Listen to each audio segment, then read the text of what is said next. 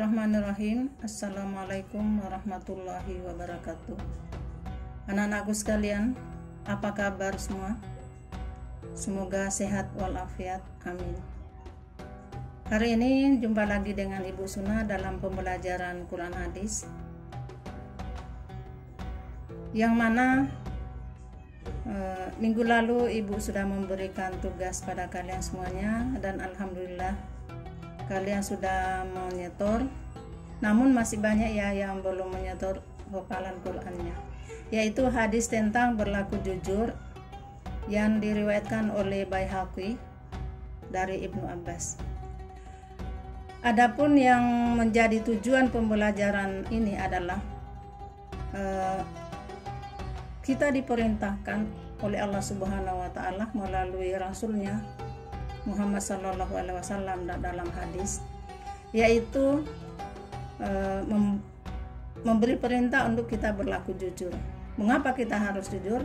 Karena kejujuran adalah merupakan fondasi keimanan kita umat Islam. Jujur artinya kesesuaian antara apa yang dipikirkan, apa yang diniatkan, dan apa yang diucapkan sesuai dengan apa yang kita lakukan. Jadi jujur artinya kesesuaian antara apa yang di dalam hati, apa yang di dalam pikiran kita, apa yang kita ucapkan, dan apa yang kita lakukan. Itu boleh dinamakan orang itu jujur. Jujur sangat diperlukan dalam kehidupan sehari-hari, terutama dalam melakukan transaksi jual beli. Sebagaimana hadis ini ya, hadis yang kalian sudah hafal, yaitu Rasulullah Sallallahu Alaihi Wasallam memberi peringatan keras kepada tujar. Dalam hadis itu dikatakan tujar, yaitu para pedagang, supaya berlaku jujur agar tidak dibinasakan sebagaimana umat-umat terdahulu, yaitu umat-umat terdahulu itu dibinasakan oleh Allah Subhanahu wa taala atas kejujuran, atas ketidakjujuran mereka, yaitu curang dalam memakai takaran dan timbangan. Jadi dalam hadis ini ada dua hal yang penting kita ketahui, kalian ketahui, bahwa adanya takaran dan timbangan.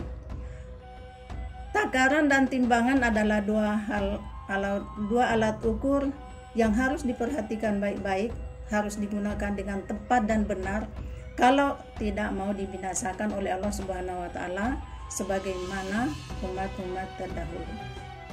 Anak-anakku sekalian, di dalam Al-Qur'an dikatakan surah Al-Isra ayat 35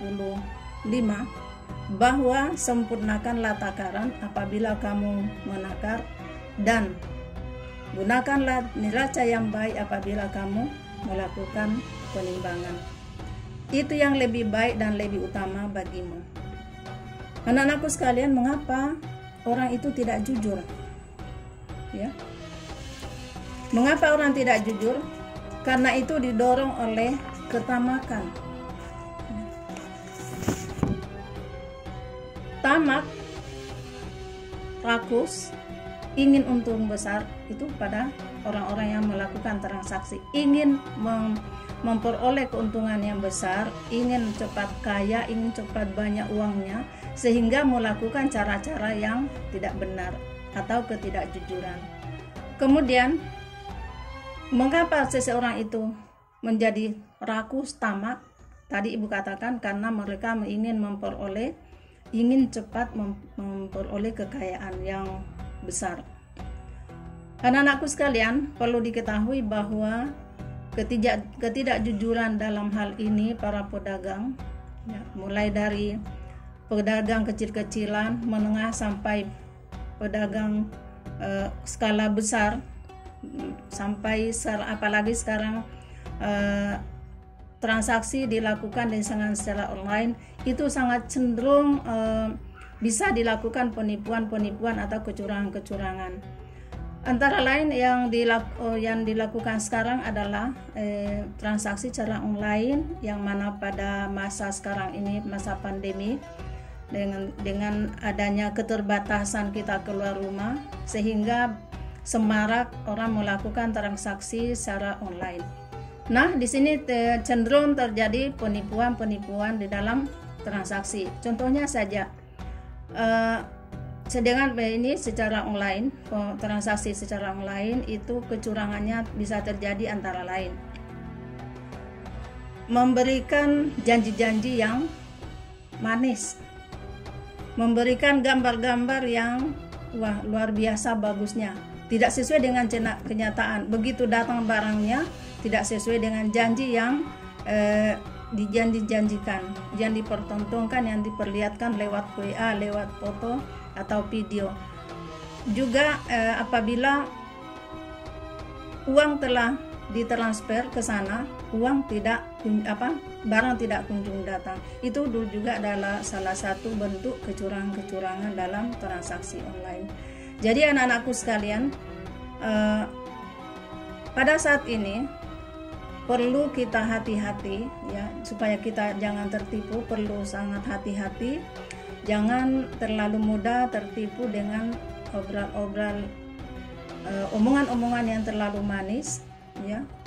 Itu perlu kita saring ya, penjualan secara online masa sekarang ini, anak-anakku sekalian, karena ketidakjujuran orang itu boleh saja terjadi, gampang sekali, karena kita tidak bertemu dengan si penjual ya. Jadi penjual dan pembeli itu tidak bertemu, itu secara online, rentan sekali terjadi penipuan di sana.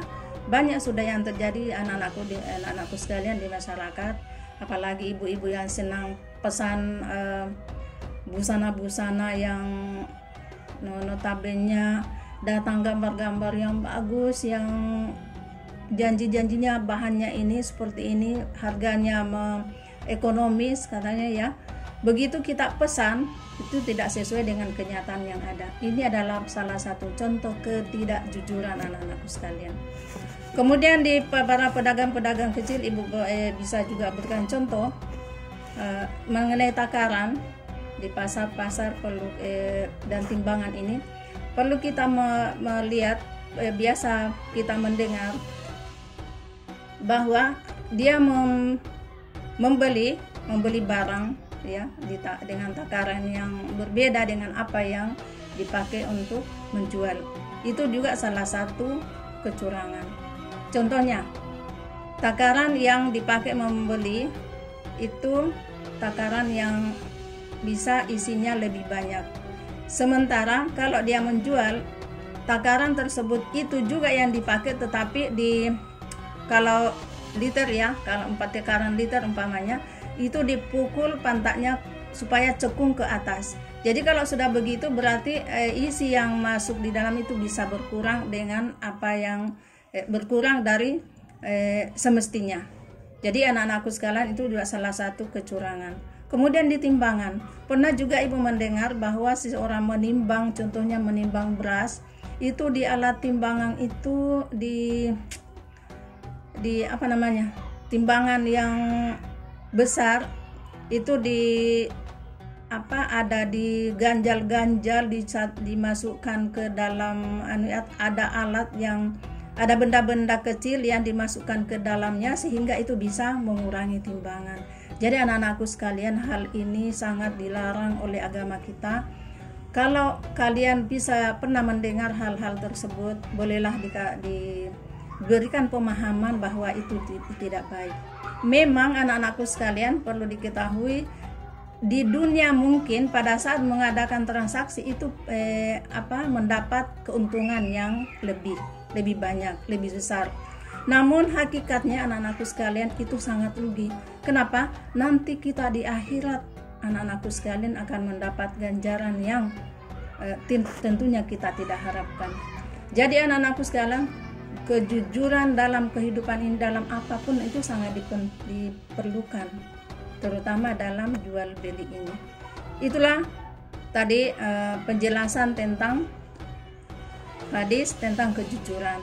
Nah, pelajaran yang bisa kita ambil dari hadis materi ini adalah, pertama, harus berlaku jujur dalam setiap kehidupan, terutama saat menakar dan menimbang. Kedua, kejujuran akan membawa berkah. Jadi kalau jujur dalam bertransaksi itu akan berkah, diridhoi Allah Subhanahu wa taala. Insyaallah untung itu akan datang banyak.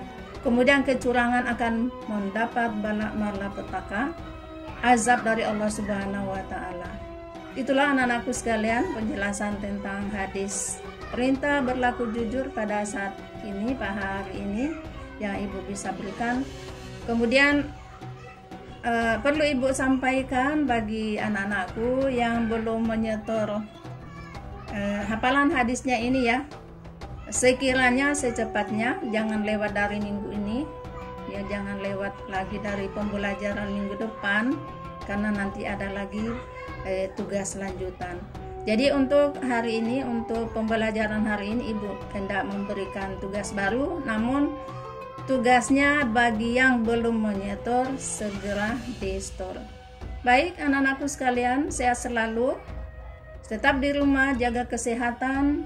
Kalau keluar apabila perlu jangan lupa pakai masker dan jangan berkerumun. Harap jangan terlalu banyak keluar bila tidak ada kepentingan. Kemudian pada Allah jualah kita berserah diri. Saya akhiri. Wassalamualaikum warahmatullahi wabarakatuh.